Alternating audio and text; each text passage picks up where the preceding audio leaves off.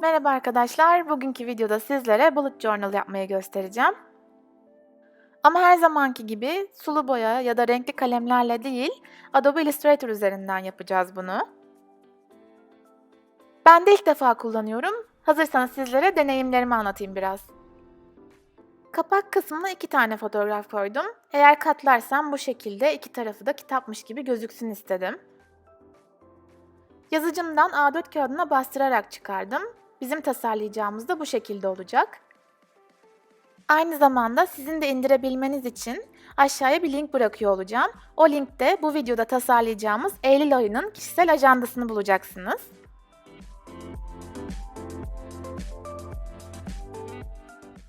Temayı Marvel olarak belirledim. Bunun için Pinterest'te size bir dosya hazırladım. Kendi bulduğum fotoğrafları siz de oradan kolaylıkla alabileceksiniz.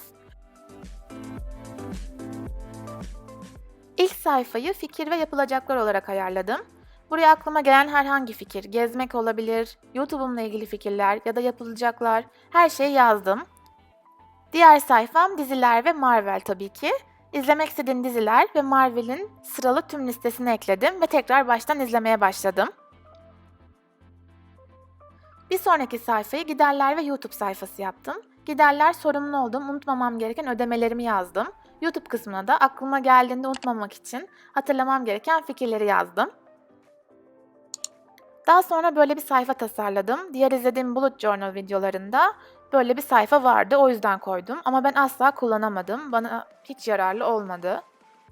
Belki nasıl kullanmam gerektiğini de bilmiyor olabilirim. Şimdi geldik benim favorime. Ben ilk kişisel ajanda videolarını izlediğimde bu fikre bayılmıştım. Her güne bir şekil çiziyorsunuz ve modunuzu renklerle kodluyorsunuz. Günün bitiminde o gün nasıl geçtiyse o renge boyuyorsunuz. Ayın sonunda rengarenk bir sayfa çıkıyor ortaya, ancak ben pek boyayamadım. Birazcık unuttum ve ihmal ettim. Sağ tarafa da spor ve diyet günlerimi takip edebilmek için bir liste koydum. Bu çok yararlı oldu. En yararlı bulduğum bir diğer sayfa örneği de bu. Zaten bu da klasik ajanda. Böylece günleri atlamadım ve özel günleri unutmamam için bana acayip yararlı oldu. Benim ilk bullet journal deneyimim bu şekilde oldu. Daha öğrenmem gereken çok fazla şey var biliyorum. Ama birbirimizle paylaşarak bunları geliştirebiliriz diye düşünüyorum. Hazırsanız bu sayfaların tasarımına geçelim. Videoya başlamadan önce lütfen kanalıma abone olmayı, videomu beğenmeyi ve fikirlerinizi yorum kısmına bırakmayı unutmayınız. Önce hazırladığımız sayfaların bilgisayardaki bir görünümüne bakalım.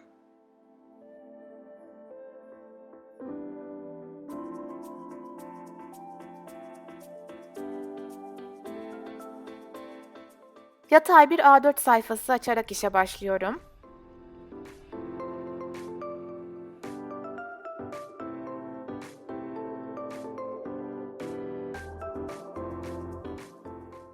Pinterest'te kendime bir klasör ayarladım. Siz de beni takip ederek bu klasöre erişebilirsiniz.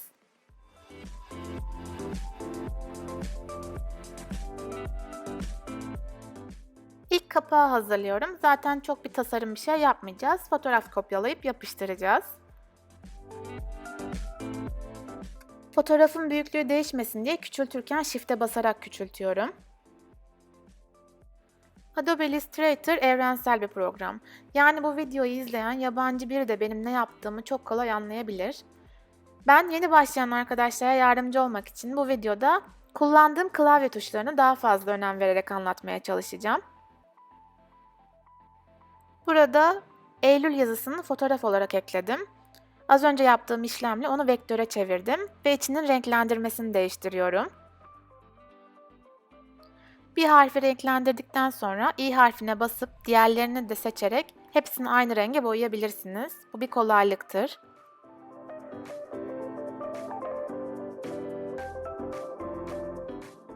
Yuvarlağın bir kısmını istiyorum. Bu yüzden kesme işlemi yaptım.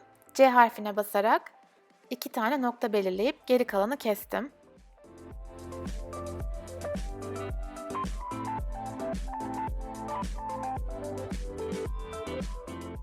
Rengi değiştirmeye karar verdim. İç dolguyu beyaz, kenarlıkları da mavi yapacağım.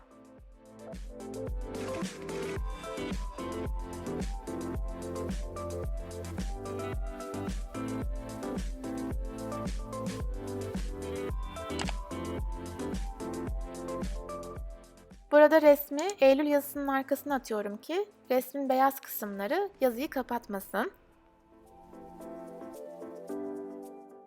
Yazı hala gözüme bir boş geldi. Bir renk daha ekleyeceğim.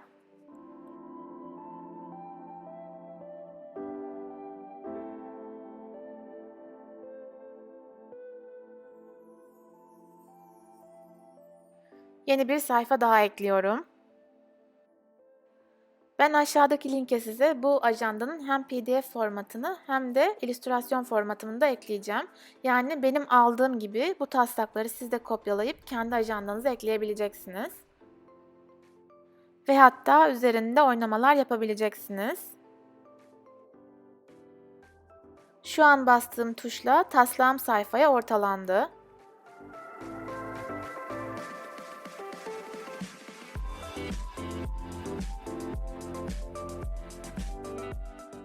Bu resimde bazı karakterler istiyorum. O yüzden pen tool'la istediğim karakterlerin üzerine çerçeveleyip maskeleme yapacağım.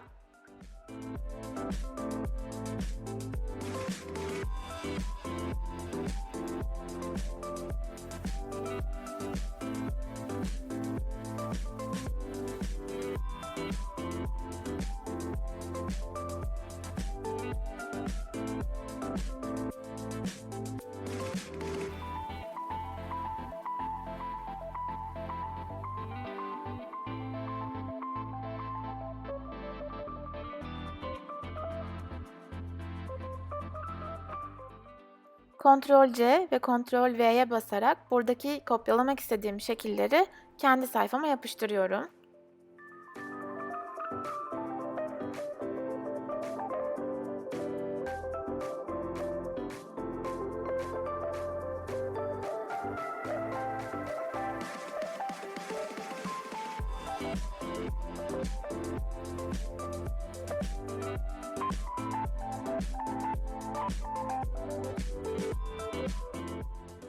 Normalde mod yuvarlaklarını da kopyalayıp yapıştırırdım ama farklı bir şekilde yaptığım için size önce nasıl yapıldığını gösteriyorum. Bu arada ikinci yuvarlağımı yaparken objeyi seçtim, Alt ve Shift'e basılı olarak kopyaladım ve sürükledim. Alt tuşu kopyalamama yardımcı oldu, Shift tuşu da aynı hizada kopyalamama yardımcı oldu.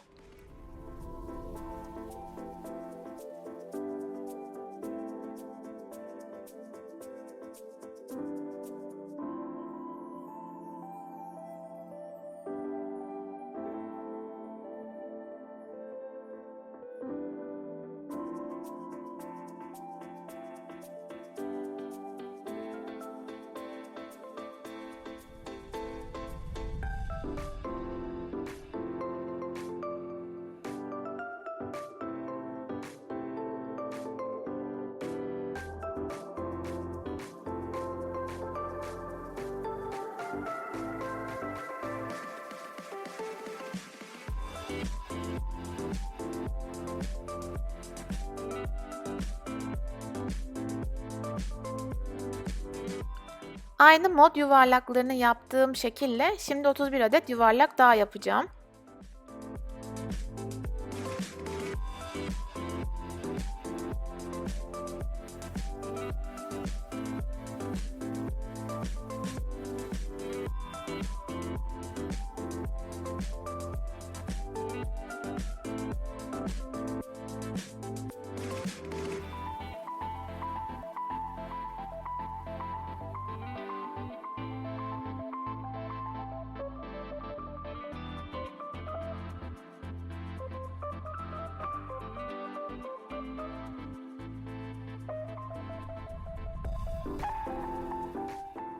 Takvimi pazartesi, salı, çarşamba, perşembe diye sıralı yaptığım için en uğraştıran kısım bu oldu.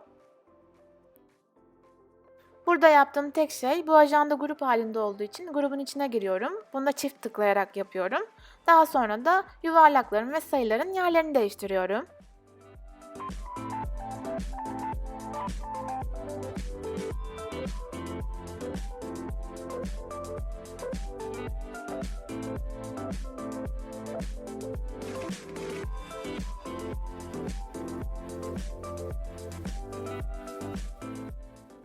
Bir de düzgün durması için sayıları hizalamışım.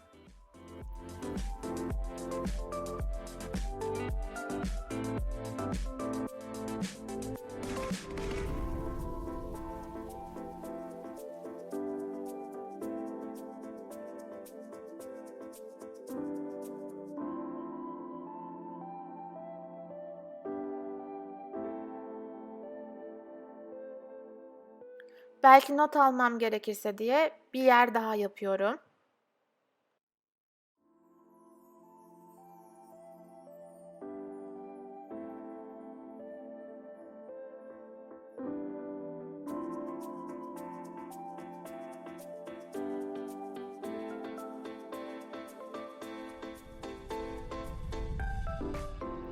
Daha sonra da çizgi karakterlerimi ekliyorum.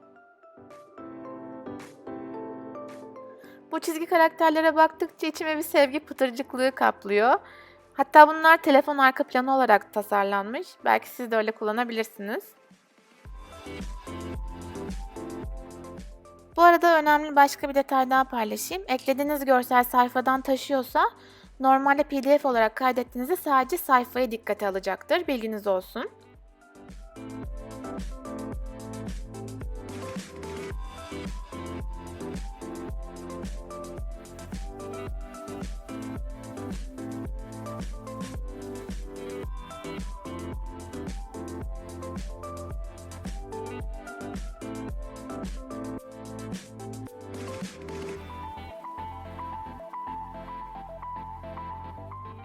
Bu sayfada değişik olarak yazıları resim şeklinde sonradan eklemek yerine normal Adobe'nin kendi alfabesini kullanarak yazacağım.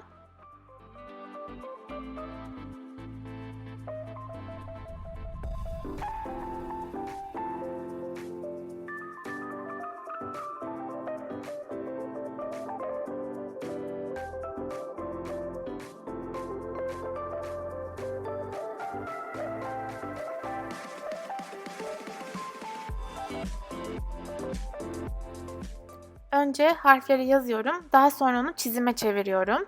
Daha sonra da renklendirmesini yapıyorum.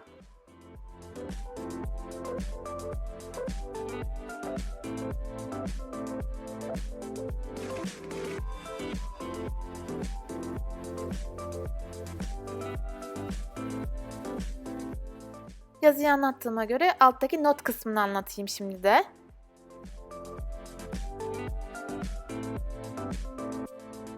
Çizgimi ekliyorum. Alt ve Shift'e basarak onu kopyalıyorum. Daha sonra Ctrl D'ye basarak bunu çoğaltıyorum. Ctrl D yaptığınız işlemi tekrar eder. Çoğalttığım çizgilerin hepsini grup yapıyorum. Daha sonra çizgileri yuvarlakla hizalıyorum. Ardından yuvarlağı en öne getirip çizgileri yuvarlağa maskeliyorum.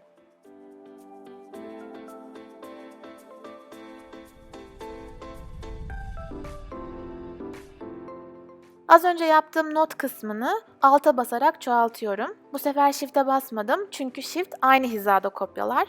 Farkındaysanız birazcık üst tarafa kopyaladım. Ardından onu yanlardan genişleterek daha büyük bir not kısmı elde etmiş oluyorum. Tüm sayfalarda yaptığım gibi görsellerimi ekliyorum.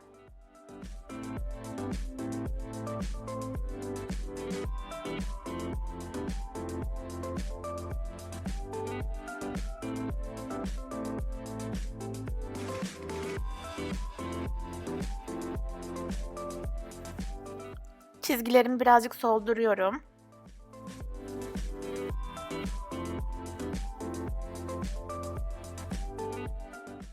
Bu yeni sayfada geçtiğimiz 5 sayfadan farklı bir şey yapmadım. O sebeple önceki yaptıklarımı kopyalayıp yapıştırıyorum.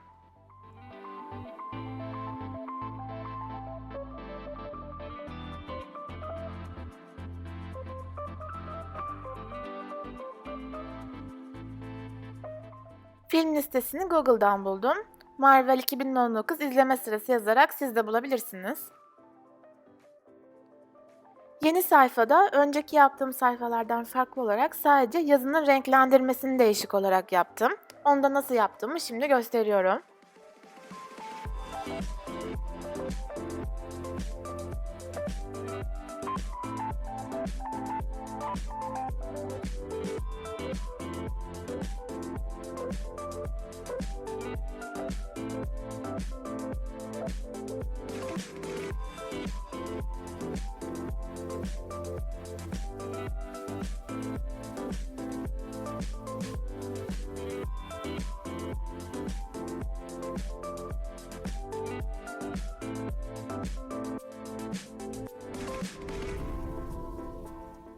Göstereceklerim bu kadardı.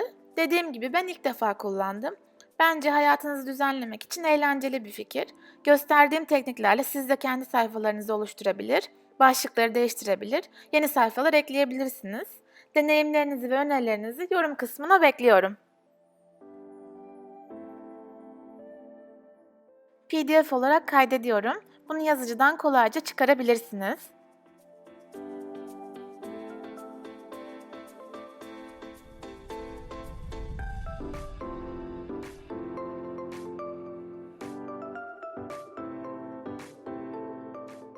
Son anda aklıma bir fikir geldi. En zorlandığım kısım takvim bölümüydü. Böylece takvimi kopyalayıp sayfama yapıştırarak nasıl olur diye denemiş oldum.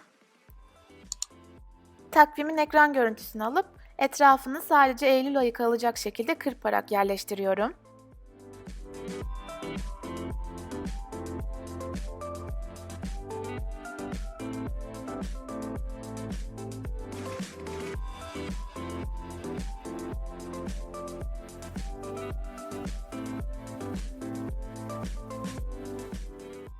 İzlediğiniz için teşekkür ederim. Kanalıma abone olmayı ve videomu beğenmeyi lütfen unutmayın. Yeni videolarda görüşmek üzere.